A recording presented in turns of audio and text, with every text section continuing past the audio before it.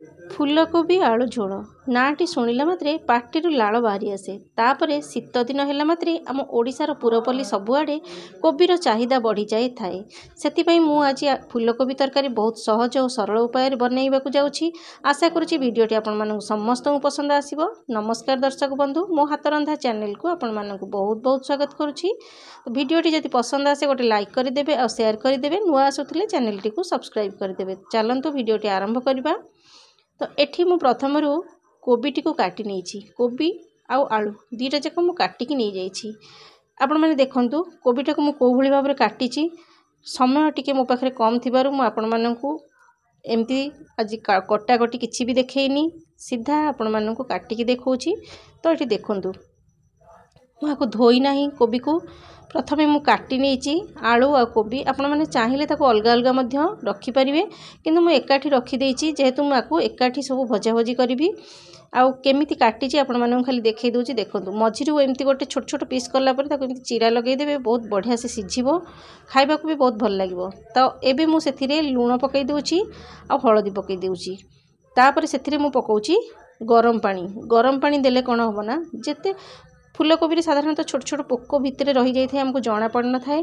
तो सेथिपाई कि एमती लूण हलदी आउ टिके गरम पानी करके देदेवे, आउ ताकू मात्र 10 मिनिट पर्यंत एमती छाड़देवे। देखिए ताधरे जदि भी पोक थाए नथिले तो भल कथा, जदि भी थाए तो से पोक गुड़िक सब बाहरी जीवो। तो एबे आमे एहाकू साइड करनेबा। तापर एठी देखंतु पियाज नेछि, एठी मु 2टी मीडियम साइज रो पियाज नेछि आ टमाटो मध्य 2टी मीडियम साइज रो मु नेछि। आपण माने आकु मु एई भली भाबरे काटि छी। आपण माने जेमती काटिकी जेमती हमरो जल्दी मसला रे सिझी परिवो सेई भली भाबरे काटिबे, बहुत भल हो। आपण माने पियाज को देखुछंती, पियाज को मु एई भली भाबरे पूरा स्लाइस स्लाइस करी काटि नेछि। तो ता सहित मु नेछि एठी लंका आउ जीरा बटा, घरुआ मसला रे सबु आमे करिबा। एठी अदा रसुण पेस्ट बाटी नेछि आउ ए सब शिल बटा मसला।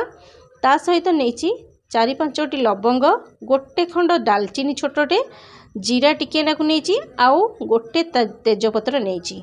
तो एबे आमे जिबा नेक्स्ट प्रोसेस को। एठी मु गोटे कड़ाई गरम करि नेउछि। सेथिरे आमे प्रथमे सोरिष तेल देई देबा। 10 मिनिट होई जाइतिला सेतबेल को, सेथिपाई कि मु एबे ए आलू को प्रथमे ताधरे पकेइकरी 2 सेकेंड पर्यंत भाजी नेबी। जो चड़चड़ होइकि तार पानीटा बाहर थाए ना, पानी अंश टिके थाए, सेथिपाई कि तेलर पकेला माने सेटा चड़चड़ होई थाए।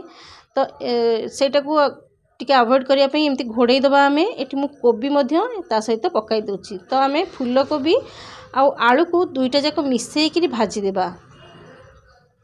आपण माने चाहिले अलगा अलगा मध्य भाजी परिवे, किंतु एकाठी भाजी देले गोटे कामरे काम शेष होई जिवो। तापरे एबे मु सेथिरे अल्प टिके लूण पकई देउछि आउ अल्प टिके हळदी पकई देउछि। एमिति भाजिले ना कोबीटा बहुत टेस्टी लागि थाए। आउ बेले बेले तरकारी रे कोबी गुडी टिके अलणिया अलणिया लागि थाए, सेमिति लागिबोनी। टिके लूण आउ हळदी पकई देले तार बास्ना भी बहुत बढ़िया आसीबो। तो एबे देखंतु एबे आमे याकू भल से भाजी नेबा। टिके लाल लाल होबा पर्यंत भाजीबा, गोल्डन कलर आसीबा पर्यंत। ए देखंतु टिके टिके आसीबा आरंभ होई गलानी। तो देखंतु एबे हमरो फूलकोबी आलू दीटा जाक केते सुंदर कलर आसी जाइछि। आपण माने देखि पारुछंती, ठीक एई भली भाबरे होबा दरकार। तो एबे मु एहाकू गोटे बाउल को काढी नेउछि। आपण माने वीडियोटी को पूरा वॉच करंतु, केमिति लागुची मते कमेंट करंतु। औ एथिरे मु जहा भी छोट छोट कथा कहिची ताहाकू मन देई आपण माने वीडियोटी देखिकरी सुनंतु, जानि परिबे एथिरे छोट छोट कोन टिप्स रहिथिबो, कोन रहिथिबो सब आपण माने जानि परिबे। तो एबे हमरो भजाटी रेडी होई जाइची। सेथिरे आमे आउ टिके सोरिष तेल पकाइबा। एठी मु हाराहारी 2 चम्मच सोरिष तेल देई देली। तापर सेथिरे आमे पकाइबा तेजपत्र आउ जो दालचीनी लवंग जीरा टिके रखिथिले ताकू पकाई नेबा। तापर सेथिरे पकाइबा कटा जाई रखिथिबा पियाज को पकाई कि हमें भाजीबा। पियाज को आमे जेतोले पकाई कि भाजुचे ना, पियाज रो गोटे कंचा वासना आसी थाए। कंचा वासनाटा टिके जल्दी हमर पियाजटा हबा पई कि आमे सेथिरे प्रथमे टिके लूण पकाई नेबा। लुण पकाइले पियाजटा टिके जल्दी हो जिवो। तो ये देखंतु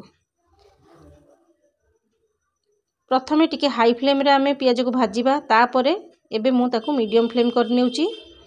तो आपण माने देखि पारुछंती पियाज गुड़िक हल्का हल्का हमर नरम होई गलानी। एबे आमे ताकू आ टिके समय भाजी नेबा। तो ये देखंतु पियाज रो कलरटा भी धीरे धीरे चेंज होबा को लागिलानी। बहुत बढ़िया देखा जाउची कलरटा। एबे मु सेथिरे टिके लंका गुंड पकाई नेउची आ टिके हळदी गुंड पकाई दोची।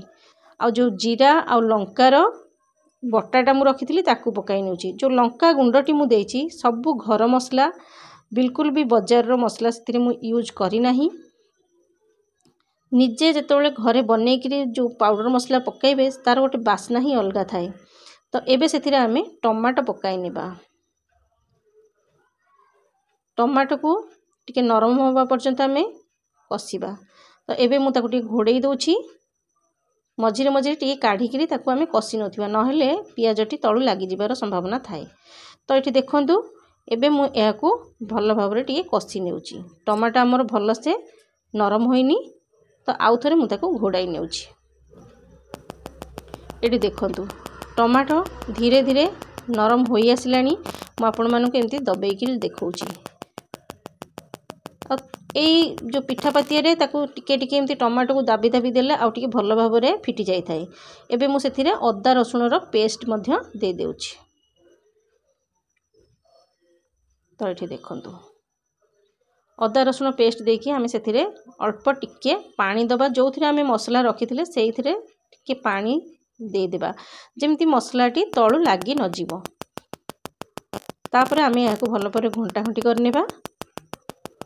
तो देखंतु हमर मसला रो धीरे धीरे पानी सुखी आसुची। आ टिके एमती मझिरे मझिरे कसुथिबे। सब बेले मन रखिबे जेतेबेले मसलाटी कसुछंती पूरा लो फ्लेम करिके ताकू कसुथिबे। मझिरे मझिरे ताकू मीडियम फ्लेम करिवे।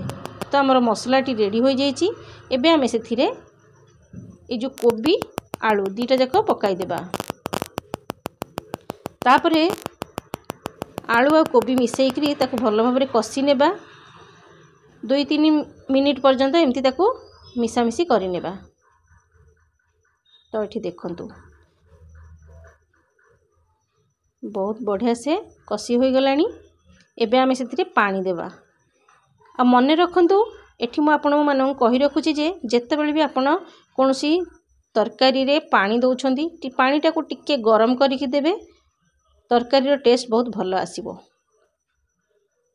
ठंडा पानी देले कोन हबो ना आमे जो कोबी आलू सब भाजी की रखिथिले टिके टाइम लागिवो ताकू ऑब्जर्व करिया पई कि जो हमरो पानीटा को ठंडा पानी रे ताकू केते समय लागिवो फुटिवा पई कि तापरे जाई कि हीट हबो। एमती हबा पर्यंत हबा अपेक्षा टिके गरम पानी करके देई देले बहुत जल्दी भी फुटी थाए। तो देखि पारुछंती हमरो तरकारीटा फुटी आसिलानी। पानी देखिकी देबे आपण मानकु जेतिकी क्वांटिटी दरकार।